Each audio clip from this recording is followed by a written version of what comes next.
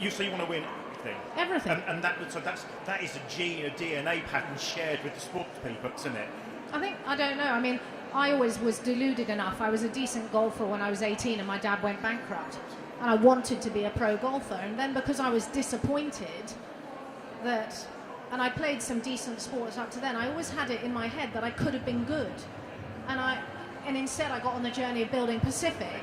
So I did that, and then I went back and achieved. So that's about energy and outputs. Correct. And it's very interesting because Andy and Derek both picked up on the theme this morning of failure being hardwired into sporting success. Yeah. And one of the things I think we culturally get wrong in the UK, and having got it wrong, we make the wrong cultural comparison. We'll talk about the fact that in the US entrepreneurs have failed and encouraged to fail, and we somehow don't like that here. And I think we've got that, but we're looking at that the wrong way round. They're not encouraged to fail. They're just not berated and pushed aside and treated as a failure. It's just a journey. And in fact, they will tell you that investors will more likely invest in somebody who's had a failure because they've learned a lesson and they've got some scars and they've been there and done that. And I think we need to do that more. Yeah. I can absolutely tell you more about my business failures and why they failed than the successes, where I think the secret ingredient is much more elusive sometimes. Yeah, I absolutely agree. And I also think that, if we within our education system can't find a way of getting the basics in maths and accounting and, of course, I'm biased, but back to selling, so that we learn that we're not going to win every battle. But that's also relevant to getting the kids to be healthy and fit with the enormous problems we have up and coming. I am really passionate about impacting the health of the nation by getting people to think that fitness is directly linked to their confidence levels. It is. When I'm on my game and I'm fit, there's not much that's going to slow me down. And when you speak there, Lara, that's very clearly a UK PLC piece. Do you think? Yeah, because you want it to affect the education system and therefore have business outcomes. Actually, no, I just think it's a human being piece. Okay, well then, nevertheless, one of your successes was in your ability to think and expand internationally. Yeah, that's a real challenge for some businesses, which I don't understand. So, tell us what we should be doing. I mean, of course, I do have the advantage of being born in Germany, grow up in Hong Kong, being abandoned by my parents to the armour to speak Mandarin and Cantonese, being sent away to Scotland because I clearly hadn't proved that I wasn't welcome round there enough. And then I set up my own company when I was 23. But what I'm saying in that is clearly my view of the world was very privileged because we travelled a lot as a child and my parents were army. So when I set up Pacific, it did not occur to me, not for 1 minute, that I would only sell in England or in Scotland or in Wales. I just saw as I'm selling a product, and don't get me wrong, I will admit that selling luxury hotel toiletries on a global platform in 110 countries is a lot easier than selling some other products. But I'm not suggesting you need to sell in 110 countries. We only had to do that to satisfy luxury hotels on a global platform. What I would suggest is that I financed the fast growth of Pacific through very big export orders that were paid for by pro forma, which meant the money was coming in before I was even making the goods and reaping the profit to allow me to grow fast in home markets as well. And I just think we're not imaginative enough, and if you want me to use the word aggressive, but I would say assertive enough about planning how we can manipulate profit and cash back into the central pot. And I would say to you that Britain is not growing quickly, but you've got the BRICS countries and you've got massive international opportunity.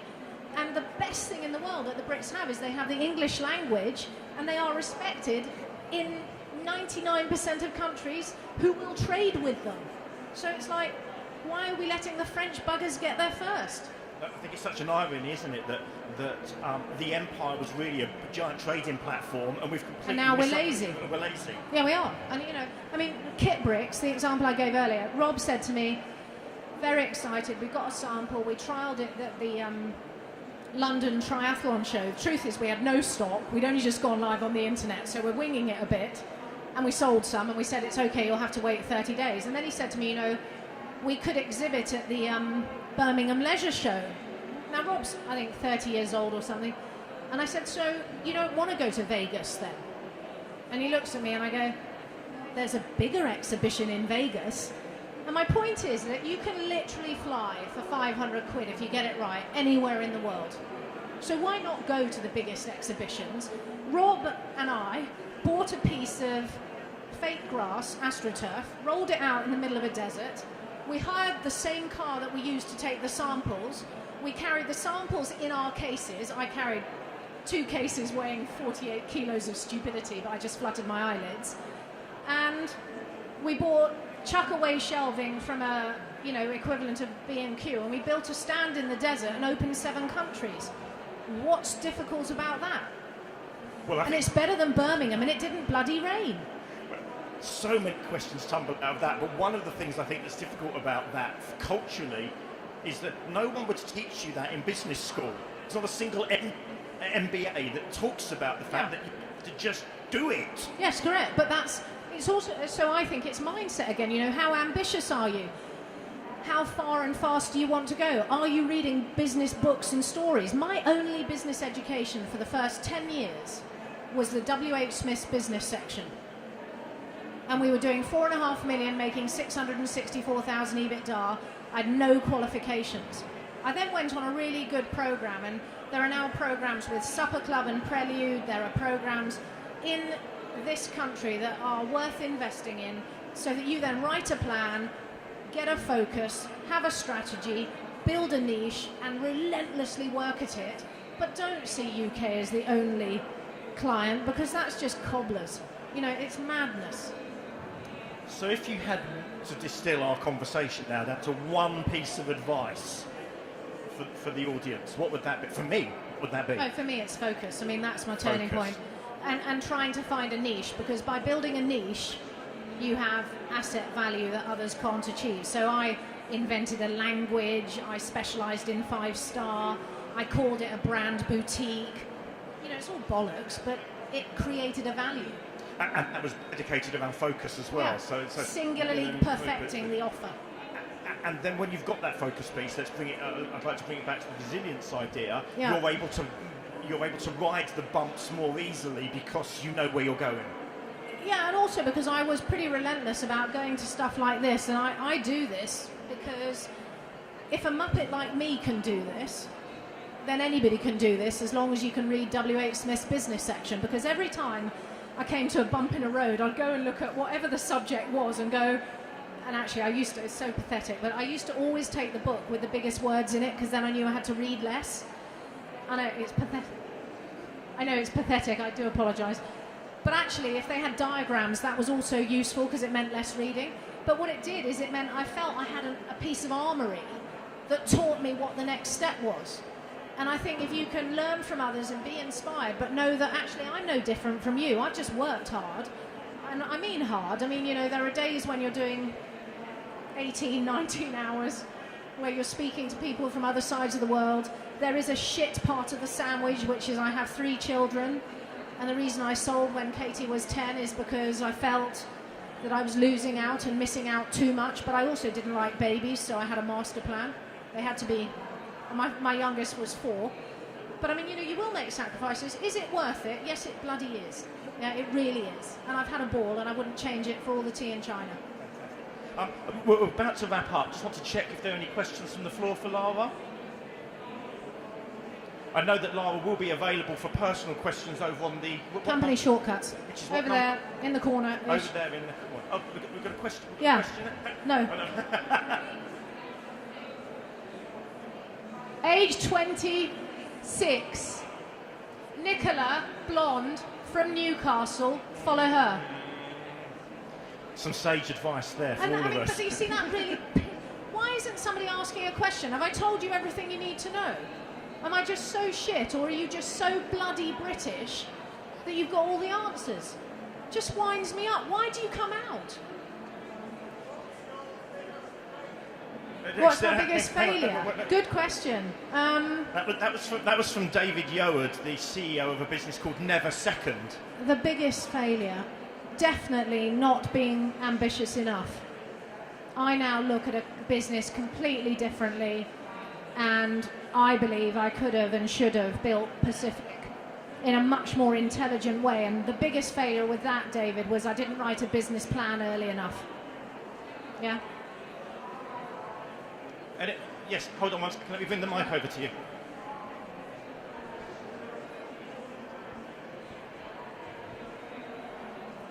Being a bit of a rogue monkey and a bit of a maverick, why do you think you need negotiation skills? I think you've learned negotiation from the moment you're born. Because I do think I agree with you. I think you can negotiate. I mean, I'm negotiating with my parents, and my children open up with a statement, "Mummy, ill." And so they're trained in negotiation. But I do think you can learn some amazing stuff. I went to Stanford with a lady called Margaret Neal, who wrote a book called Negotiating to Win. And I think if you can learn terminology and emotion and some of the psychological stuff, you'll sell more. I studied architecture, and I have had my practice for about 20 years. And one of the things we did in architecture was we actually did a degree, and part of the degree was in psychology. And it's been fascinating understanding what people are saying and what they mean. And it's about asking questions, to my mind, and it's about listening hard. And I agree. They are key, and understanding what people really say and mean is part of it, and doing it with humour, to my mind. I absolutely agree. I mean, you know, when I don't break into a customer after a while, I just send them a tub of... This is appalling. Some people will know this. I think it's funny to send somebody a tin of treat note suggesting they should run through it, because that's what it's like getting a hold of them, and you're amazed how many calls you get back. Yeah? Yeah. Yes. Hi, Lara. You said, Philip, sorry. You said that the most important thing is singularly is focus on what you do. Now you've obviously got 6 businesses. I have 6 general managers. It's not my job to focus. It's my job to interfere. Yeah, so what is your job exactly? I mean, what are you doing for those 6 companies? What is your singular focus now? It's to keep them focused. So I keep challenging stuff when we go off track, and I mean, my skill is selling. So as long as the pipelines are growing, like I was looking at yesterday, and as long as my other job is to say this is what's happening in the market and are we on it, those general managers are driving those businesses, and they're working out scale, and we're discussing ideas. I mean, I'm a selfish cow. I'm used to doing it on my own, and now I have partners, so I have to spend more time listening and learning, but I get an enormous amount of fun. And frankly, I've learned the luxury of variety because I got 20 million quid in the bank. So if I fuck it up, I can afford it.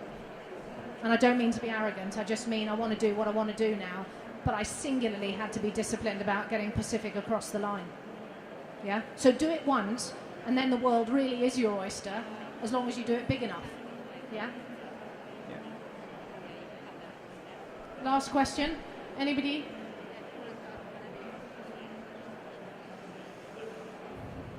Hi. What keeps you driven now? If you're saying you sold for that amount of money, you are where you need to be. My drive is I want, and it's going to sound a bit poxy and probably a bit American Yahoo bollocks, but it is what I believe. I'm 46. I sold my business when I was 40. I don't need the money.